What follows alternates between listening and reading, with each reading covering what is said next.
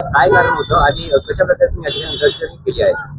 आज जालना जिल्हा काँग्रेस तर्फे जे गॅसची दरवाढ झालेली आहे त्यासाठी आम्ही निदर्शने केलेली आहे आणि जालना जिल्ह्यात खूप फॅक्टऱ्या बंद झालेल्या आहे आणि खूप लोकांचे व्यावसायिक म्हणजे हॉटली हे बंद झालेले आहे आणि एजन्सी वाले हे जे ब्लॅकमेलचा धंदा चालू केलेला आहे त्यांनी त्याच्यामुळे आम्ही हे आंदोलन पेटवलो याच्यामुळे साठी हे दरवाढ हटकून म्हणजे मोदी सरकार हे नाही चक्कीपणामध्ये राहिलेली आहे आणि जनतेची दिशाभूल करून सत्तेत आलेली आहे।